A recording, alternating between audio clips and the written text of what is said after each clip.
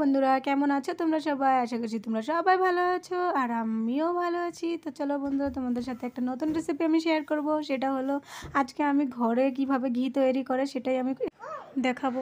কোনো কষ্ট ছাড়াই কিন্তু আজকে আমি এই ঘিটা তৈরি করব। ঘাম ছুটবে না, কোনো গরমে কোনো কষ্ট হবে না, সে একদম আসান তরিকাতে আমি তোমাদেরকে আজকে ঘি তৈরি করে দেখাবো। তো দেখতে থাকো। তো দেখো বন্ধুরা, এখানে আমি রেডিমেড বাটার নিয়েছি। তো সেটার থেকে আজকে ঘি বের করব। তো বাটারগুলো আনা হয়েছিল খাওয়ার জন্য, কিন্তু খেতে পারিনি, আমি ফ্রিজে ভরাতে ভুলে গিয়েছিলাম। এগুলো একটু গন্ধ হয়ে গেছে, নষ্ট হয়ে গেছে। তো সেই জন্য ঘি তৈরি করলে কিন্তু এটার মধ্যে কোনো গন্ধ থাকবে না। তারপরে দিয়ে আমি এটা মানে ঘি তৈরি করেছি, সেজন্যই করেছি যাতে না ফেলতে লাগে। মানে গন্ধ হয়ে গেছে, এটা ফেলতে লাগতো। তো সেই জন্য আমার মাথায় একটা আইডিয়া আসলো যে বাটার থেকেই কিন্তু ঘি তৈরি হয়। তো এটা তো অলরেডি রেডিমেড বাটার, তো সেই জন্য এটা থেকে আমি ঘি তৈরি করছি। দেখো কি সুন্দর ঘি বের হয়েছে। প্রথমে তো আমি ভেবেছিলাম বের হবে কি না, ঠিকঠাক হবে কি না। তো সেই জন্য আমি 2টা প্যাকেট এনেছিলাম, তো 2টা আমি একসাথে বানাইনি। তো আমি ভাবছি প্রথমটা হবে কি না আগে আমি দেখে নেব, যদি হয় তাহলে আমি আরেকটা বানাবো। তো দেখেছি আমি পুরোপুরি আমার ঘি বের হয়ে এসেছে। তো সেই জন্য আমি আবার আরেকটা প্যাকেট করেছি। তো যেটা আমি প্রথমে করেছি সেটা আমি এখন ভরাবো এখানে, এই যে এই বয়মটাতে। প্রথম যেটা করেছিলাম সেটা আমি এখন এই ডিব্বাটাতে ভরিয়ে নেব। তারপরে দিয়ে আরেকটা আমার মানে কড়াইতে যেটা করা আছে সেটা কিন্তু এখনও ঠান্ডা হয়নি, সেটা পুরোপুরি গরম আছে। তো একটু ঠান্ডা হলে সেটাও আমি ভরিয়ে দেবো। আমি যেটা প্রথম করেছিলাম সেটাই কিন্তু 1 বাটি বের হয়েছে। তারপরে যখন নেক্সট আমি আরেকটা করেছি তখনও কিন্তু আরেক বাটি বের হয়েছে। তো টোটালি আমার 2টা থেকে 2 বাটি বের হয়েছে। আর কড়াইতে যেটা করা ছিল সেটাও কিন্তু পুরোপুরি ঠান্ডা হয়ে গেছে। এখন আমি একটা বাটিতে ছেঁকে তারপরে আমি এই বয়মটাতে ভরে নেব। তো চলো বন্ধুরা, আমার ঘি একদম রেডি হয়ে গেছে।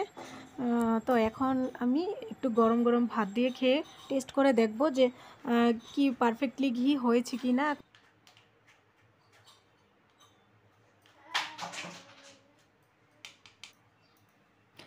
এই দেখো কি সুন্দর ঘি হয়েছে, একদম যেরকম আমরা দোকান থেকে কিনে খাই সেরকমই কিন্তু হয়েছে। তো চলো এখন আমি ভাত দিয়ে খেয়ে দেখবো কিরকম। তো চলো বন্ধুরা, আমার ঘি একদম রেডি। এখন আমি গরম গরম ভাত দিয়ে খাবো, সেটাও তোমাদের সাথে শেয়ার করব। তো প্রথমে তো আমি ঢেলে নিই এই বয়মটাতে, কতখানি হয়েছে তোমরাও দেখে নাও। অনেকখানি হয়েছে কিন্তু। এই দেখো বন্ধুরা, বেশ ভালোখানি বের হয়েছে। 2টা ডাব্বার থেকে 2 বাটি বের হয়েছে। তো চলো বন্ধুরা, একটুখানি গরম গরম ভাত দিয়ে টেস্ট করে দেখি। এখানে আমি আলু সেদ্ধ ভাত নিয়ে নিয়েছি, আর এখন 2-3 চামচের মতন ঘি নিয়ে নেব। টেস্ট করে দেখব যে কীরকম হয়েছে। চলো তো দেখি খেয়ে। বন্ধুরা, আমি আজকে কিন্তু ফার্স্ট টাইম ঘি বানিয়েছি। আমি এর আগে কখনো ঘি বানাইনি। তো সেটাই আমি দেখব যে আমার ঘিটা কীরকম হয়েছে। ঘিয়ের যে একটা সেন্ট, সেটা কি সত্যি সত্যি ঘিয়ের মতন আসছে কিনা সেটাই দেখব। তো বলছি তোমাদেরকে, খেয়ে দাঁড়াও। ফার্স্ট টাইম নিজের হাতে তৈরি করা ঘি খাচ্ছি।